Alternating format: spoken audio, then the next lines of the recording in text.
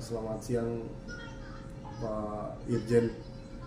Terkait kita menanyakan terkait donasi nih yang Agus Salim kemarin sempat teriak-teriak meminta donasi ini tetap kepada Novi ini. Seperti apa melihatnya ini sebagai penyidik Bareskrim ini? Baik, terima kasih. Assalamualaikum warahmatullahi wabarakatuh. Selamat siang, salam sejahtera untuk kita semua. Saya mau mulai dulu dari titik awal ya. Ini kan berbicara tentang donasi ya. Saya jabarkan dulu donasi biar tuh publik netizen tahu apa sih pengertian donasi, apa sih bedanya dengan sumbangan atau sodako. Gitu ya. Kalau donasi ini adalah uang yang dikumpulkan dari para donatur ya, dengan tujuan tertentu, yaitu objek tertentu yang ditujukan.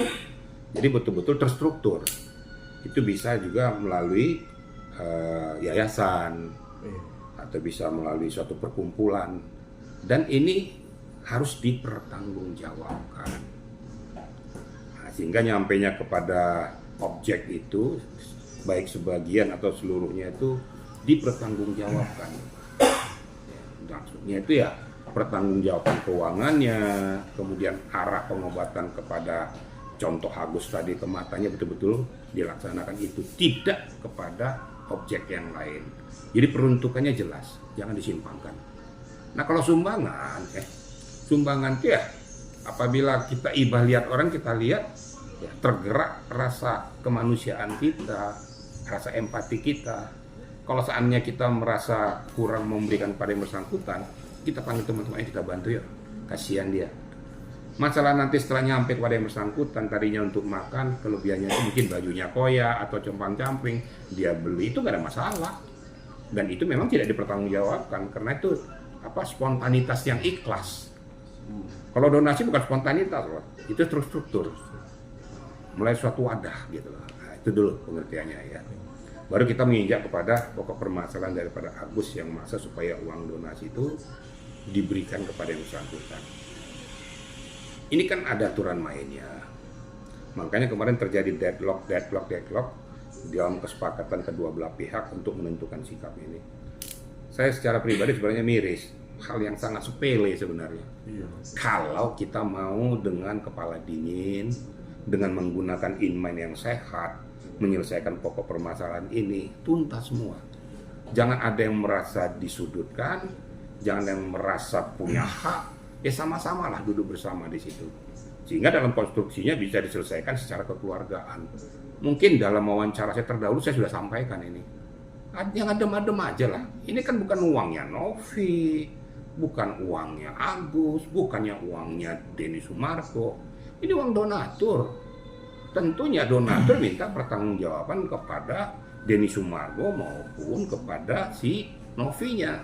Uang yang kami berikan betul nggak peruntukannya? Nah ini yang harus dipertanggungjawabkan oleh mereka. Nah Agus nggak boleh seperti itu. Diminta pendapatnya supaya bertemu nggak mau. Harus melalui pihak ketiga. Ya nggak bisa dong. Yang bersangkutan kan dia. Ngapain untuk dia nggak mau datang menggunakan pihak ketiga? Kamu sombong. Nah, kamu yang butuh kamu kok jual mahal. Nah itu saya bilang dalam podcast saya tuh, emang kamu siapa? Emang kamu aja membutuhkan, orang lain juga membutuhkan. Bukan begitu caramu. Kemudian Novi pada saat perjalanannya itu dipaksa untuk menandatangani apapun isi daripada pembicaraan kedua belah pihak yang memfasilitasi. Kenapa sampai Novi walk out? Saya yakin pasti ada sesuatu yang tidak ngepas di dalam konstruksi sebelum ditandatangani dalam kesepakatan itu, yang dianggap merugikan. Informasi yang saya dengar bahwa ada pengobatan berkelanjutan yang harus melalui yayasan dia, yang harus merupakan tanggung jawab dia. Ya hebat sekali. Ya kalau memang uang ini sudah habis, ya kalau memang belum sembuh, ya memang sudah itu resiko. Kira-kira begitu ya. Lagi nih perseteruan ini kan jadi maksudnya publik juga jadi perhatian untuk kasus ini kan. Jadi berharap ini selesai kan. Jadi menurut Pak Riki, apa sih solusinya biar permasalahan selesai, nggak berlarut dan tidak melebar kemana-mana? Jadi begini ya, tadi sudah saya jawab tadi ya. kalau kedua belah pihak, fasilitator termasuk subjeknya, ya subjek itu Novi maupun si Agus termasuk Denny Sumargonya, duduk menyelesaikan pokok permasalahan, jangan sampai merugikan sepihak, kedua belah pihak berjalan dengan baik. Kan masalahnya kan uang ini kan uang dari donatur, bukan uang siapa-siapa.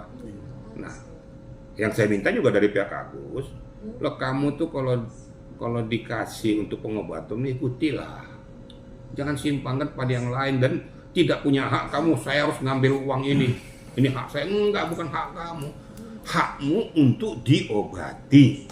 Itu loh ya. Jadi biar publik itu dicerita hakmu untuk diobati melalui yayasan ini. Karena konstruksinya uang ini dikumpulkan karena akan melakukan pengobatan matamu, bukan untuk yang lain, pribadi yang lain. Mau beli apa bukan, enak sekali saya juga mau dong kumpul untuk beli apa, saya kan gitu. Nah ini yang disalah artikan oleh Agus.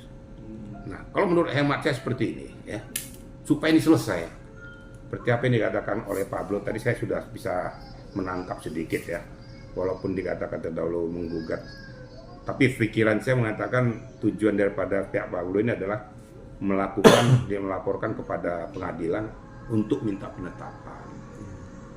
menetapkan keabsahan daripada uang tersebut diperuntukkan untuk siapa. Nah, bagi saya kalau memang deadlock nggak ada lagi ya, jalan terakhir cuma itu. Tentunya harus melalui voting dari donatur mayoritas. Nah inilah yang harus betul-betul ditelaah.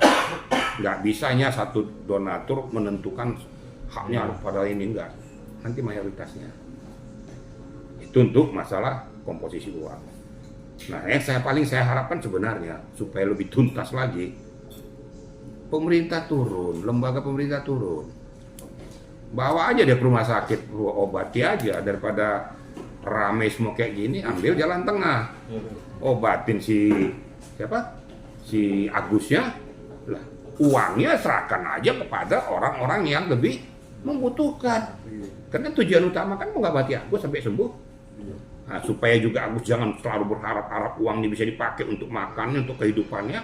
Ya sudah, masuk aja rumah sakit, fasilitasi pemerintah, tanggung sebagai bentuk kepedulian kepada rakyat yang dibawa.